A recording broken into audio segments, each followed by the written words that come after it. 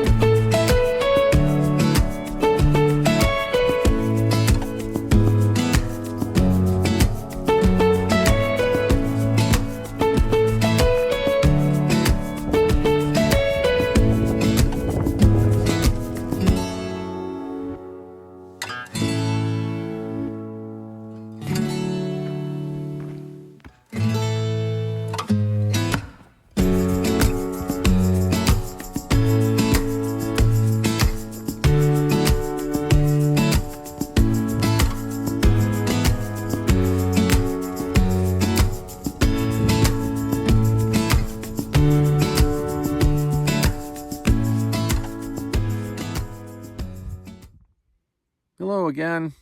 So good so far. 4 miles in, and once we reach the ridge, we're basically hugging the Continental Divide all the way today. That's why it's so exposed.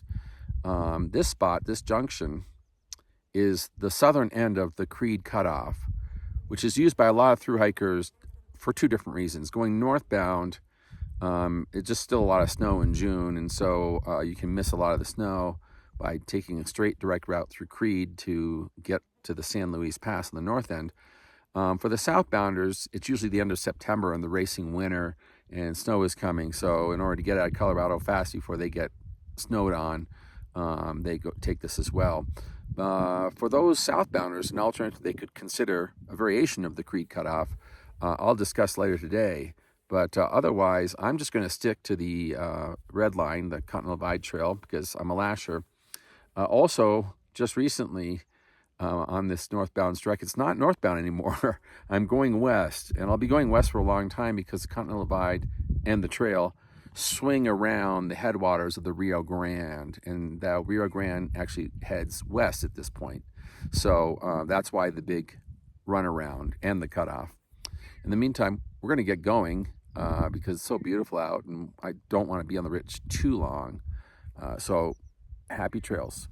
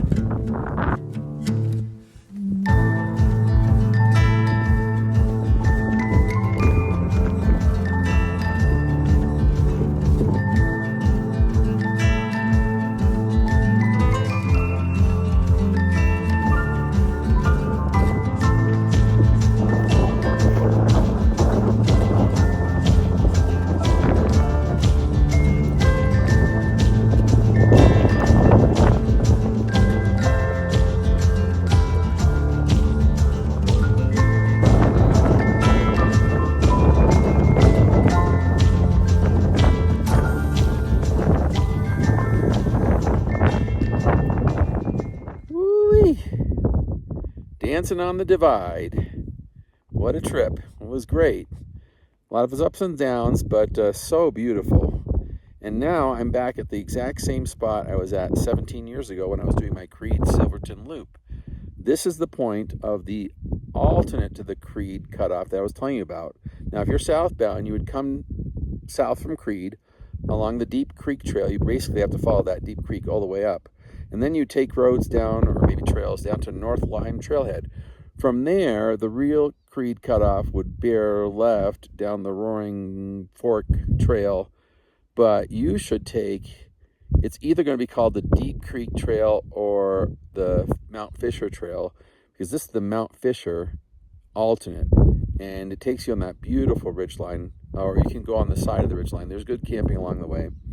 And then eventually you make it to the Ivy Creek Trail right here near South River Peak, and then intersect the trail exactly here.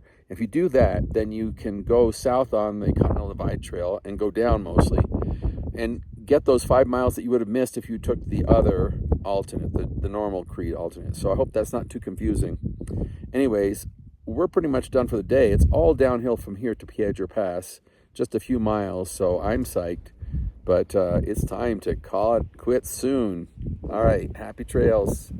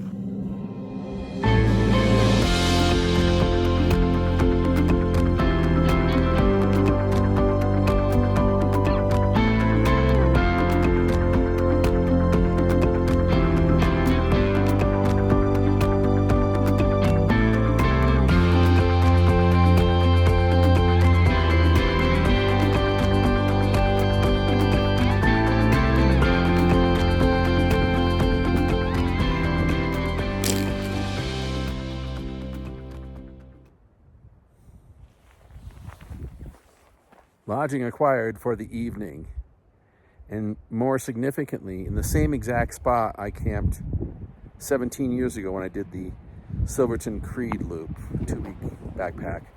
So I am so happy because this was one of my favorite camp spots of all the time. So I'm beat though, but it was great dancing along the divide. Glad you could come along, and we'll have to start again tomorrow. Happy trails.